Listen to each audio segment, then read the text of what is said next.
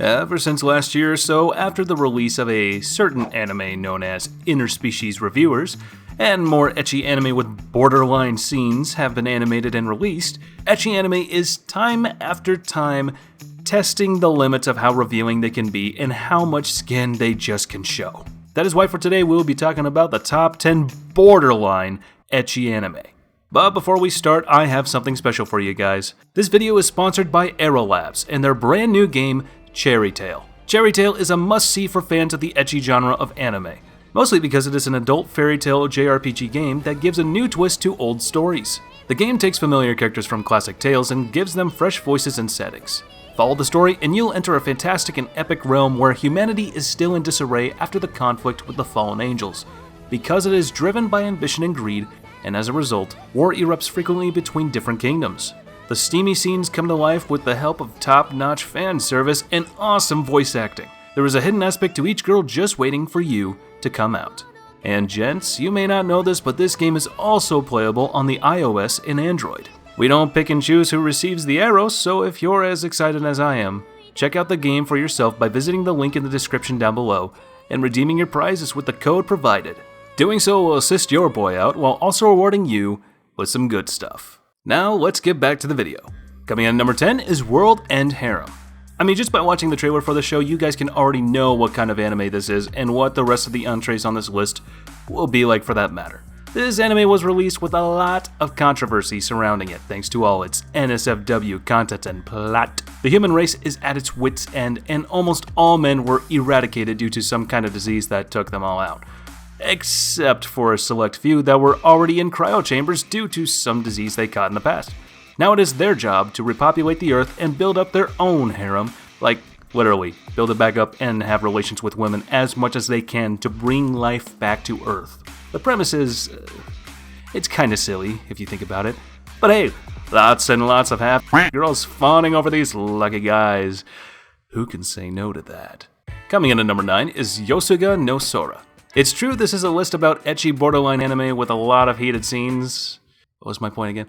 However, this doesn't negate the fact that you can have a good script story with a fun, enjoyable plot that always somewhat ends with the main character sleeping with the girls. Mind you, this anime is adapted off of a visual novel with the same name, so it has multiple endings and you can end with as many girls as possible. So the anime obviously did the thing, making it so that the story here and there has an ending of the harem-y style, where he catches them all. Yes, it's a Pokemon reference, sue me. However, what makes this anime shine is the fact that there is build-up and allows you to get to know the characters rather than it just being some guy sleeping around with many girls. I mean, sure, he does eventually do that, but it's not the destination that matters. It's the journey, right? The journey. Coming in at number 8 is Hybrid Heart Magias Academy Ataraxia. I'm sorry if I butchered that, but these anime names keep getting longer and longer. And also, you are definitely not going to find this anime anywhere on the family-friendly recommended lists. And it's for good reason.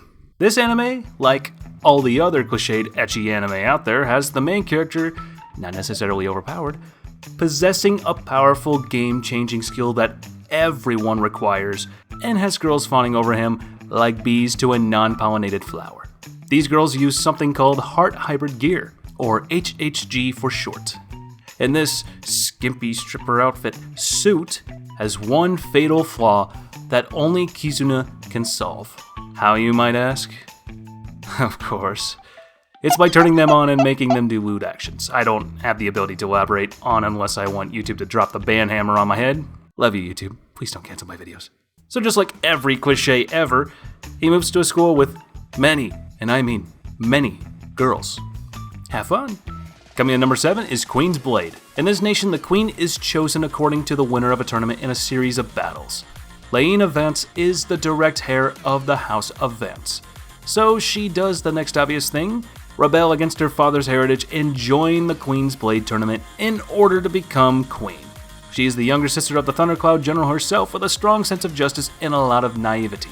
Thanks to those two characteristics, she always seems to bite off more than she can chew and get herself into a lot of shitty situations, with the occasional being fully nude after having her armor torn to pieces scenes, but Who really cares, right?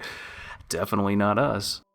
Coming in number 6 is Redo of a Healer. Yeah, well, it ain't no surprise that this anime is on here, so... especially after that first episode debut that destroyed all expectations of this anime being anywhere close to family, and friendly in any sense of a word. And for a good reason. AKA, my rod, or this rod scene. This scene was brutal, but come on, she kinda had it coming. She was so brutal with him, and he suffered numerous tortures and abuses physically and sexually while imprisoned by her. He got the chance to redo it all and have his sweet, sweet revenge, building a harem and a reputation for himself, enslaving everyone to his will. And while having a fun time on the side with almost every girl he meets in the series, even the underage Neko girl, which is... it's kind of fucked up. I mean, no one can blame him really for his new approach of life. After all, he did live a complete life before, drugged, tortured, sexually and physically abused by his party, with them abusing his healing ability even though they knew what its ramifications are on him and its side effect of him suffering the same pain they have while healing him. Watching him get his vengeance was one of the most satisfying scenes about this anime. I won't lie. Still fucked up. Coming in number 5, Harem in the Labyrinth of Another World. Yeah, the streak continues with the borderline hentai, but somehow past the hentai radar anime.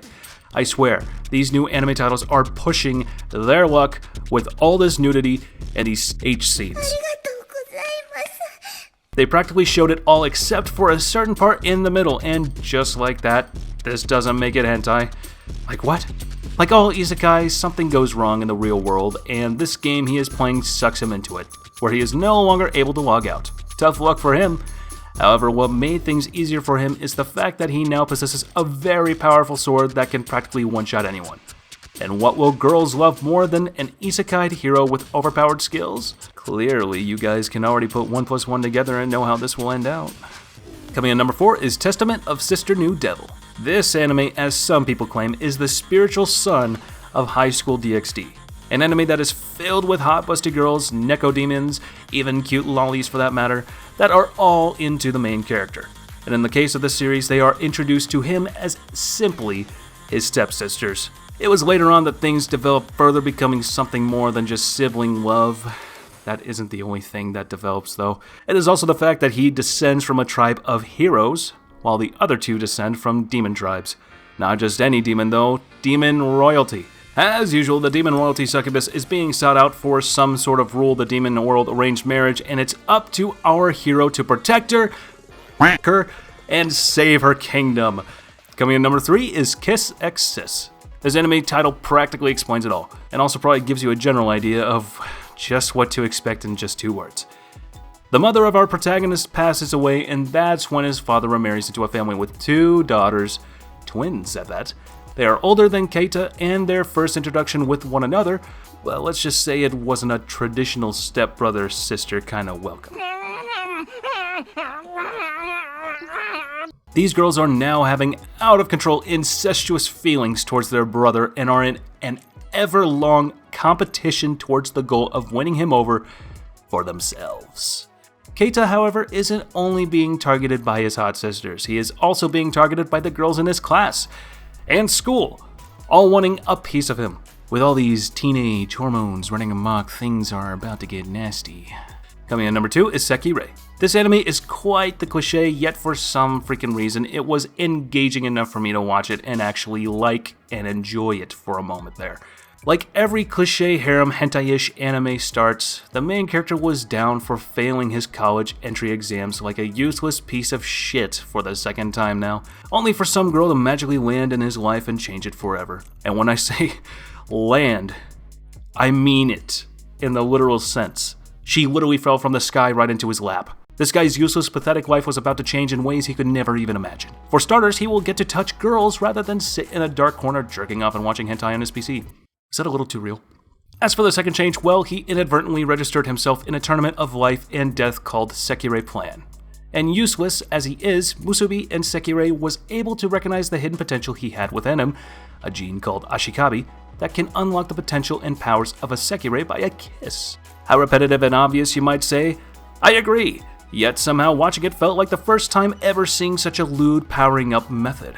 For some reason, this anime isn't actually half bad, and sure, you can't watch it in front of anyone or ever tell them you watched it, but still, it is actually a fun anime to watch, and believe it or not, it's not just about half-naked girls fighting.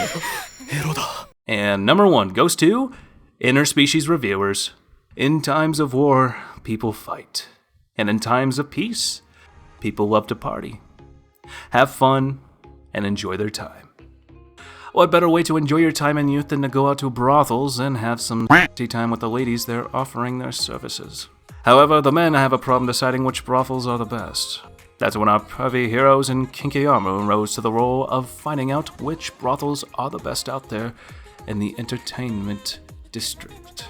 These 3 heroes are going to go on a long adventure experiencing all these brothels, having intimacy with all these girls and different species, and doing their part to society in rating those brothels and how good or bad of an experience they had in them, and why they gave that rating specifically. There will be a lot of diversity in this series, starting from boobalicious cowgirls, all the way to slime girls and even fairies.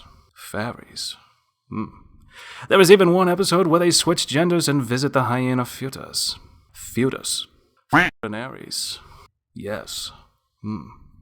One hell of a weird episode even for my tastes. The first season of the show opened up the door for many more anime with the same daring scenes and genres to get animated, and kinda started a new era in anime, allowing ecchi anime to venture forth into territory that was never explored before without being called hentai. With that said, we end this list for today. I hope you all liked the video just as much as I enjoyed making it for you. That is why I would ask you to like, share, subscribe, and comment your favorite anime in the list as well as your favorite waifu in that anime. I'm always looking for new waifus to add to my collection. And as always, lads, stay safe. And as for now, I'll catch you later. See you in the next one.